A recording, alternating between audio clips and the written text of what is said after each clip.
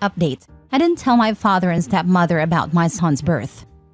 Original post: My 26 female father, 59 male, has been dating Paula, 38 female, for 4 years. I never got to know her well, as I was about to move out when we met. My sister, 20 female, still lives between our parents and likes Paula but finds her annoying. Paula has an odd attitude towards pregnancy. It became the most obvious when my cousin announced she was expecting back in 2021. Her daughter would be the first great-grandchild. We hadn't been sure my grandma would be around for that. And after an emotional announcement in which everyone was overjoyed, Paula commented that she felt it wasn't a big deal and didn't get what all the fuss was about.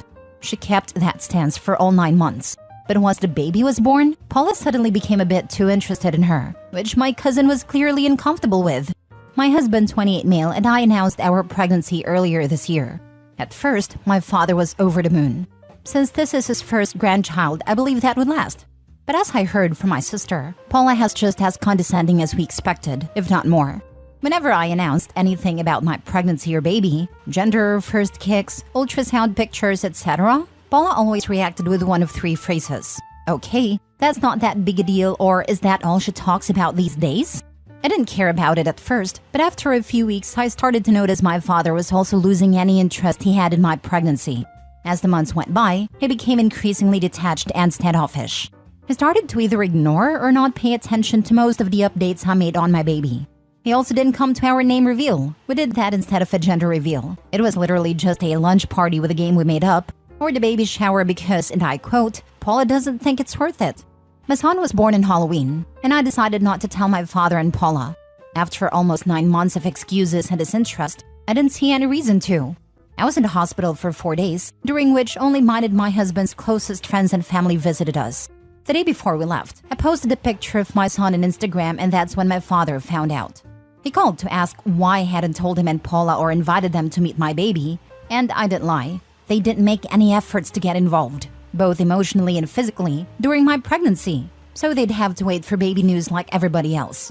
My father and Paula are furious, accusing me of using my son as a pawn and keeping them away out of pettiness. They're saying I'm holding the fact that they missed a few dumb parties against them. My husband and pretty much my whole family agrees with me. My sister, while mostly on my side, still thinks I should have told my father, since this is his first grandchild and he had to find out he was born through social media. She thinks this is all Paula's fault and I should apologize to our dad. Am I the a-hole? Now for the top comments before reading the update.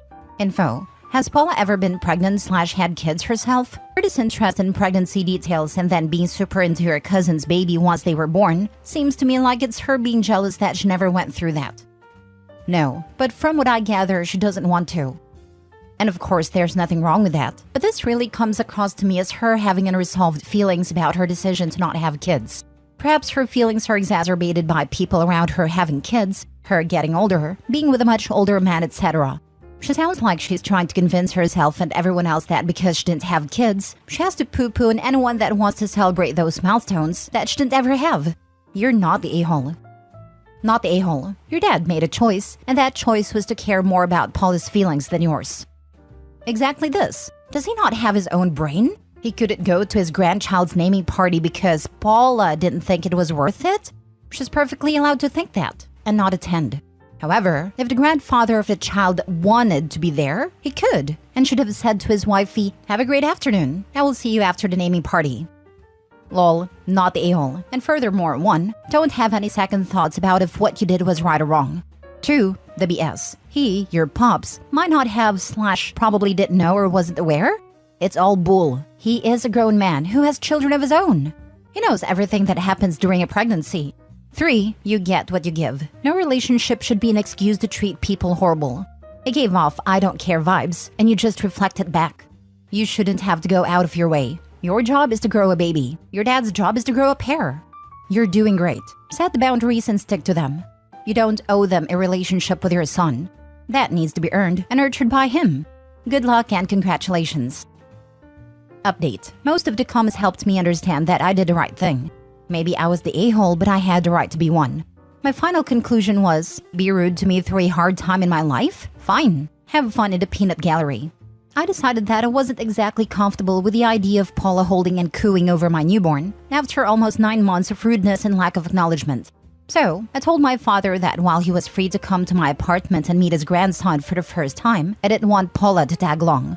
My intentions weren't to ban her forever, but rather to just wait a month or two, or in a perfect world, until she apologized.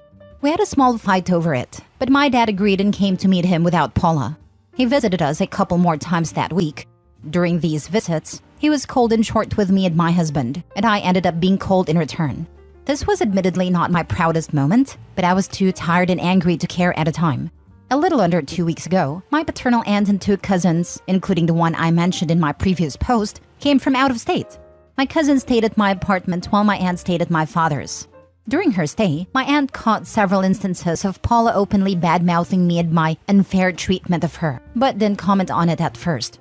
And then the day before she left, she watched my father not only agree with Paula, but call me childish and ungrateful as well.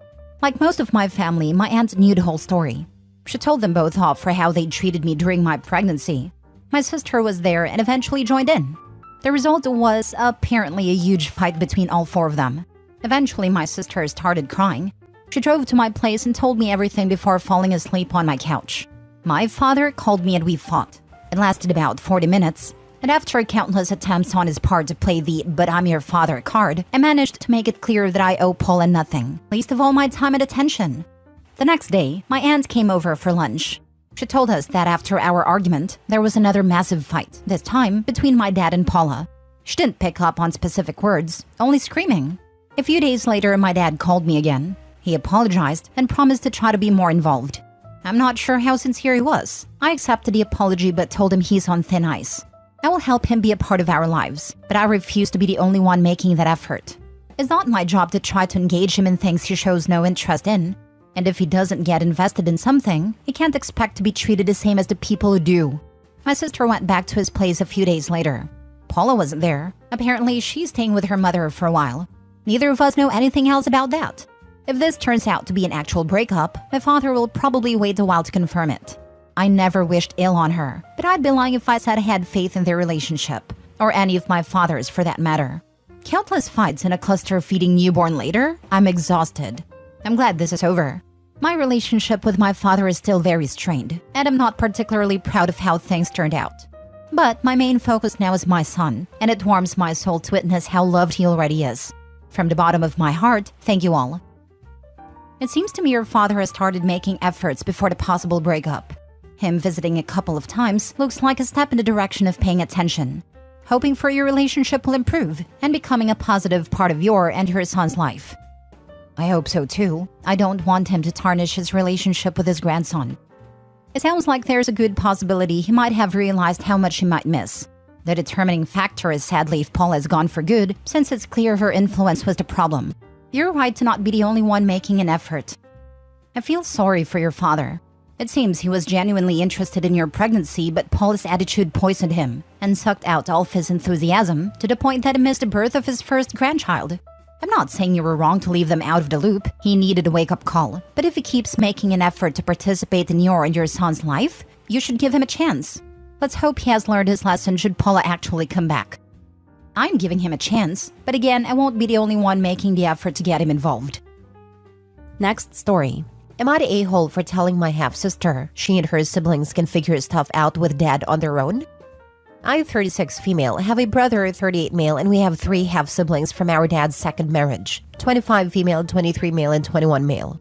My brother and I lost our mom as kids. Our dad took a year and told us that was enough time hanging on to the past. He remarried within a year of saying that, so a little under 2 years after the death of our mom. He told us once people die, they need to be left in the past after a period of time, and you work on filling their role and replacing them as much as you possibly can. The whole thing was gross. He would become extremely frustrated when we did not leave mom in the past. His second wife was also part of his mindset. It worked for her, so she really pushed for us to do the same. When she was pregnant with half-sister, she told us it would be unfair for the baby to be born into a disunited family, and that my brother and I had to accept she was our mom now and she had taken her place. Dad was cheering her on with that little talk. My brother and I were never close to our half-siblings. They picked up a lot of their parents' attitude about, we should leave mom in the past and let second wife be mom. They blamed us for others knowing we were not a true nuclear family, and instead were a blended family. I never cared. My brother enjoyed seeing dad and second wife have egg in their face when they would claim we were her kids, and people knew because of us that she was a stepmother at best, but more like a dad's wife. Second wife died a few months ago, and half-siblings all believed dad would be widowed for the rest of his life, and not remarry because he loved their mom so much. They wanted to talk to him about having one of them live with him, or for him to live with half-sister. But he told them he was already looking for his replacement wife. Half-siblings went nuts and tried to involve my brother and me, but this has nothing to do with us. Neither of us have talked to dad in almost 2 decades. We hardly talk to them even. My half-sister decided she wanted a face-to-face talk about this with me, where she tried to say, as the only 2 girls, and how unfair it was to her mom for dad to replace her. She told me we need to get on board and help them with dad, and figure out how to stop him. I told her that was none of our concern, and dad replaced my mom, so I wouldn't care if he replaced someone I never cared about. She told me I should care, and her mom did an amazing job with my brother and me. I told her she and her brothers are adults and are way older than my brother and I were when we lost mom and dad remarried, so they can figure this out with dad without us. I also reiterated I would not lend any assistance with this. I was told I was a crappy sister, person, daughter, and that I freaking suck. Am I the a-hole? Not the a-hole. Some people cannot be alone, and your father seems to fit into that category. Whether or not your father marries for a 3rd time is his decision. He didn't care what his children felt about remarrying after his first wife died. What makes your half-siblings think this time will be any different?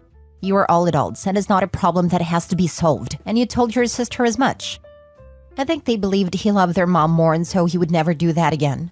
I also think it stands out to them that he is dating less than a year after their mom passed, when he waited a full year after we lost ours. He does what he does, and they will have to learn to either be okay with it all, including how he talks about it, or go distant like my brother and I did. But I do not want to get involved. I really don't care. Not the a-hole. Your father and stepmother were a-holes. People can move on with their lives, but to say you should forget about someone and replace them is gross. And your half-siblings are now experiencing what you went through. I wonder why they thought your dad would be any different now. He was supposed to love their mom more and want to remain faithful to her even in death. He was supposed to love and care less for mine and my brother's mom, or maybe not at all. Have they even apologized for their behavior now that they are going through the same thing? Or do they still think you were unjustified in your feelings? If so, that's hypocrisy at its finest. They still think we were unjustified. They still expected us to care more about their mom than our own. Last story. Am I the a-hole for telling my husband that he has to let my dad witness his colonoscopy? My mother-in-law wants to be in the room when I give birth. She's an unpleasant and pushy woman, and none of her own daughters have allowed her near them when they gave birth. My sisters-in-law are all at least 12 years older than my husband, and are all done having kids, so I am the last chance for my mother-in-law to see the birth of a grandchild. I have zero interest in letting that judgmental old woman see me down there. She has objected to me from the beginning because I have tattoos and I'm not in any way interested in being a stay-at-home wife. I have a lot of tattoos and a career I plan on continuing. And I have tattoos down there that are none of her business. My husband is her baby boy. He is a good husband and has stood up for me against her many times. When she tried to interfere with our wedding, he put his foot down. When she tried to convince him that we should move to his hometown where he could work from, but I would not be able to find an employer in my line of work, he said no, because my career is important to me. And while we can live off of his earnings and the cost of living is lower in his hometown, our combined earnings are much better altogether. She has started crying to him that all she wants is to see a grandchild being born. All her friends have experienced it, and she wants it. He's starting to crumble under her emotional blackmail. So, I made it clear that the only way I would agree was if, before the birth, my husband made arrangements for my father to witness him getting a colonoscopy. He would need a ride anyway, so 2 birds, 1 stone, you know. He said I'm being ridiculous. But I said none of my brothers would let my dad see them getting a camera shoved up their behind, and it felt left out. He finally understood my point, but his mother is upset that I used such a stupid comparison. She says that it isn't the same thing at all. So I offered to change it to me watching her get a Brazilian wax, and she has it called in a week. Now for the top comments. Ha ha ha ha, you pulled that off perfectly. Not the a-hole. Ignore her. I don't understand the fascination with wanting to see another woman giving birth. Your body does not become public when you get pregnant. The entitlement isn't real. As a former doula, I can also tell you that either it's a long day or 3 of a lot of hard work supporting the laboring woman, or your useless presence means you're a jerk who is sucking the life out of the room. Not the a-hole. Your boundaries are important, and it is unfair for your mother-in-law to pressure you into something so personal against your wishes. Alright, this is among the funniest AITAs I have ever come across. Not the a-hole, and congratulations on a really smart move. Giving birth is not a spectator sport. No means no. My sister-in-law was worried about people coming to the hospital, so she just straight up didn't tell anyone when she was going into labor. We got a text a couple days after the birth that had a picture of the baby. There are some situations where you just gotta not put up with all the BS. You can talk to a nurse and tell them only XYZ person is allowed for the birth, and they don't mess around with this. They will have security escort them out. I know not telling anybody is easier, but there's another option.